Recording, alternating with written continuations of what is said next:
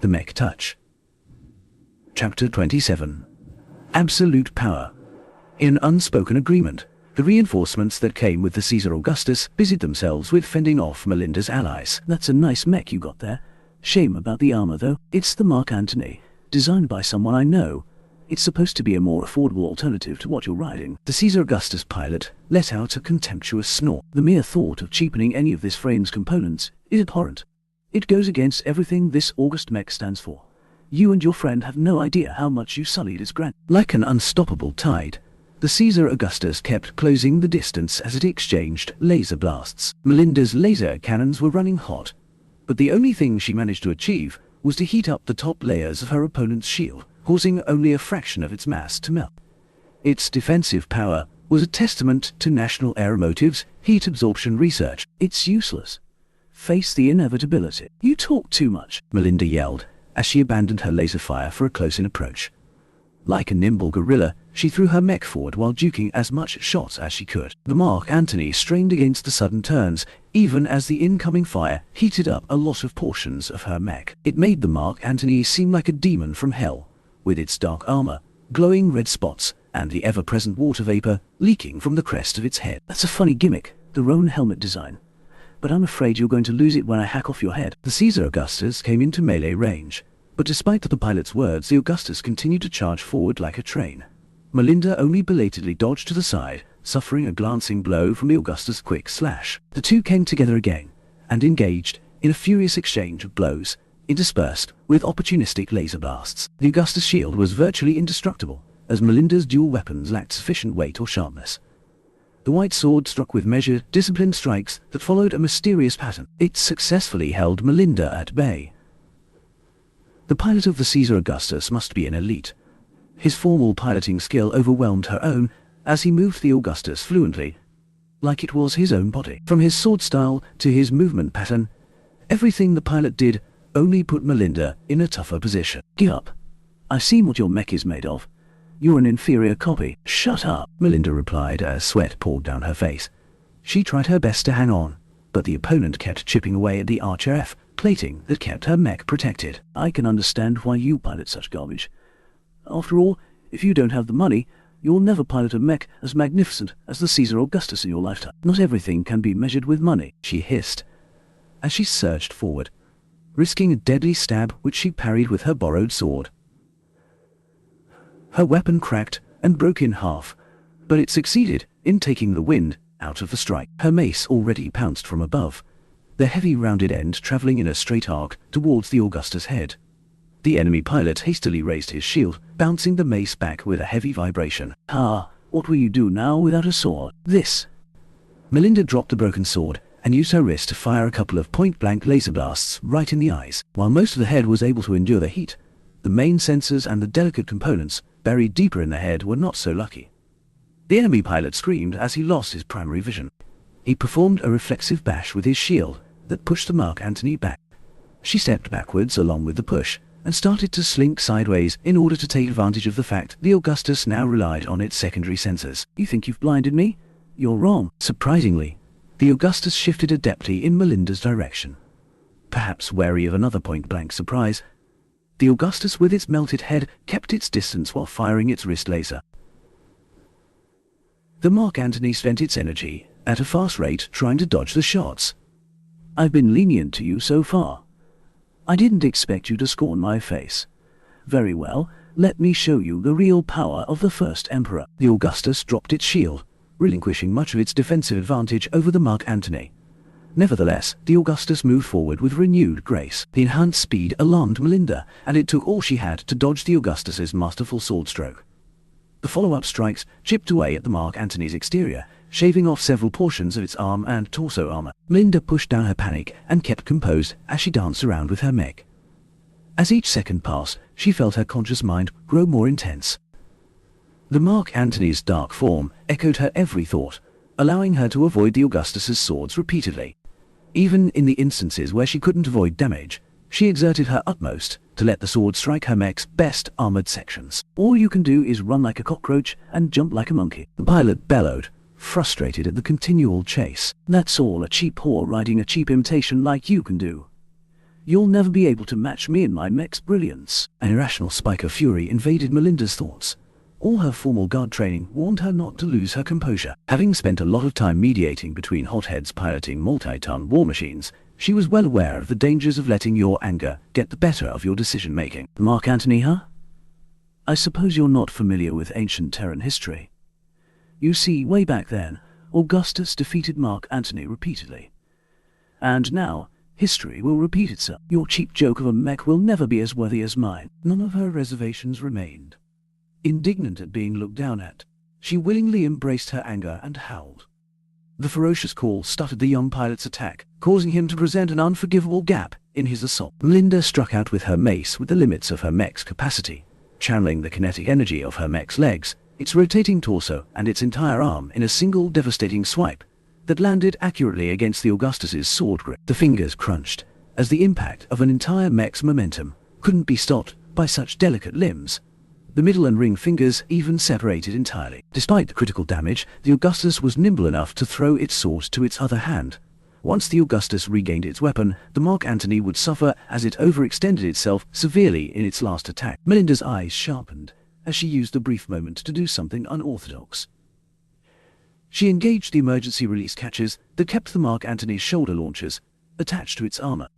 Using the remnants of her mech's forward momentum, she caused her mech to bodily fling the launchers at the gobsmacked Augustus. No matter how much money you have, you can't spend your way to victory. Melinda grinned as she waved goodbye with her mech's free hand.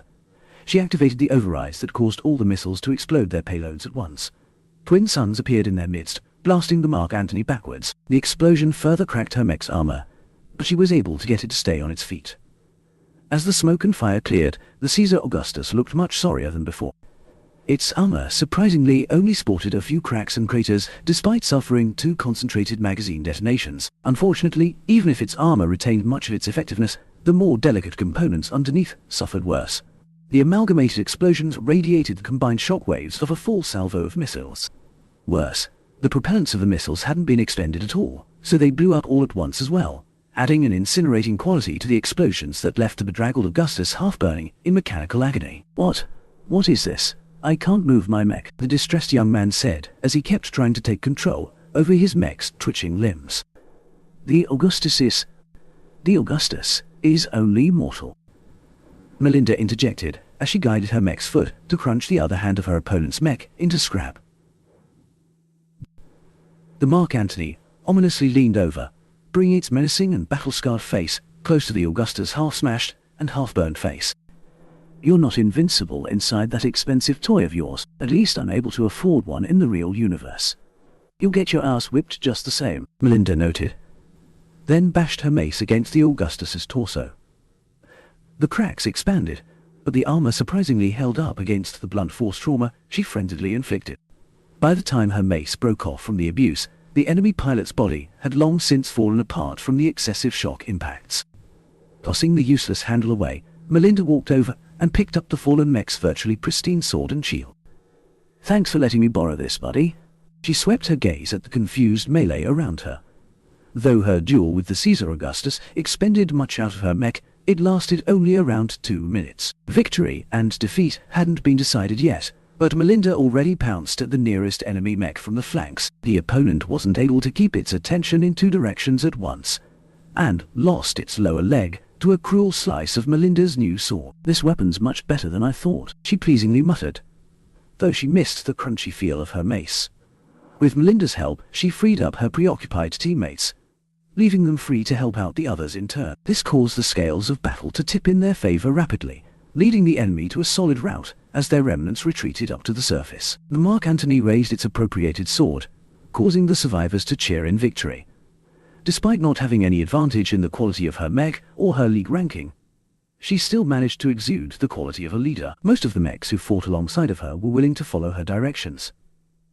Pleased at the deference she enjoyed, Melinda lowered the sword until it pointed towards the exit. We have a base to wreck. Let's go. The group of mechs squeezed out of the exit and finally reached the surface.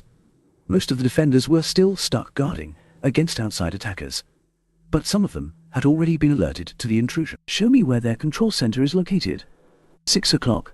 The dome by the tower-like structure. All right, boys and girls, we've got only one thing left before we can call it a day. to the control center. Despite the many mechs that turned around to take care of the threat that popped up in their midst, the invaders had initiative on their side, and they only needed a short time to reach the control center. The hard-shelled dome protected it against all kinds of ordnance, but when Melinda crashed the lower edge of her kite shield against the surface, it cracked and started to cave in. Some of the other mechs with melee weapons joined in the fun, while the rest fended off the approaching defenders. We can't hold out much longer. Keep it up. We just need a little more time. Mark Antony's last 3 shield attacks succeeded in prying open a hole. A light mech with a flamethrower immediately went to her side and fired off a lethally hot stream of flame that incinerated all of the control center's personnel and computers. Melinda mentally bathed in their screams, feeling gratified that they accomplished their objective. Melinda, you might not celebrate so soon yet. There's a problem. She snapped out of her funk. What's up, Janet? Well, you guys managed to destroy the control center, but not before they called in the first wave of their reinforcements. You better look up in the sky. Her sensors readjusted. She could see a small speck in the sky growing larger. It was an entry pod, allowing mechs to arrive on the surface of a planet with the speed of free fall. The pod grew larger, and larger, and larger, and larger. That's not a normal pod. The pod was way too big to fit a single mech. From the size of it, Melinda estimated the pod could fit in at least 8 to 12 medium mechs, which was difficult to fend off. Only until the pod engaged its boosters to slow down its downward crash did Melinda feel that something was off. Those boosters released so much force that it rattled the entire comm center. It was as if the boosters were working their assess off, arresting the fall of something much larger than a bunch of regular mech. An earthquake-like impact rattled everyone in the vicinity as the pod finally half-crashed in the middle of the base. The ramp of the pod lowered slowly, taking its time until it fully extended. That was until a foot the size of a heavy mech kicked the metal ramp away. The rectangular piece of metal screeched as it bounced off the ground, only to crash against the base of an antenna. An apocalyptic mech. The size of the guard headquarters main building stepped out of the oversized pod. Each footstep seemed to rumble the footing of the other mechs, leading to a growing unease among the blue team. With its sturdy legs, barreled torso, and a pair of weapon-encrusted arms, the metal monstrosity stretched the definition of mech. It's a juggernaut, Janet whispered. In the history of mech development, there was no hard rule that set the size and weight of the mechs to a specific limit. The current modern adoption of the light, medium and heavy classification was more out of convenience than out of any calculated considerations. The doctrines that followed were what really cemented the classifications in place. A light mech is fast and stays alive by remaining unseen or dodging enemy attacks. They usually act as scouts, saboteurs, or flankers. They also make excellent flyers. A medium mech is nimble on its feet and can withstand a limited amount of damage. They are the jack of all trades in the mech world, able to fulfill any role with their unparalleled flexibility. A heavy mech doesn't bother dodging, instead choosing to tank all the attacks coming its way. It is regarded as a tank due to the ease it is able to defend a position or break through enemy lines. An entire industry has sprung up around these 3 archetypes. The system of developing and licensing interchangeable and modular components came about when different customers demanded they wanted to mount their favorite toys on their favorite mechs. Many advanced components invented these days restricted their use to a single weight class in order to maintain compatibility. But regardless of this thriving ecosystem of mechs and mech parts, there were always some parties that wanted to take a step forwards for themselves. One such moment happened at the new Rubath Empire's introduction of the Juggernaut to the battlefield. The Juggernaut was a mech that had the ability to contend against a low-flying spaceship. Its frame and its countless components weighed as much as a dozen heavy mechs, but was about 100 to 1,000 times more expensive to build. Many technologies that kept such a gargantuan in one piece and prevented it from collapsing under its own weight were very expensive to reproduce. Such a large and heavy mech simply didn't appear to be economical. That never stopped the new Rubathans, though. They painstakingly invested in its development and kept the project under wraps for at least an entire mech generation. Only until they refined the design well enough to be able to operate in hostile planetary environments did they release the first Juggernaut on the battlefield.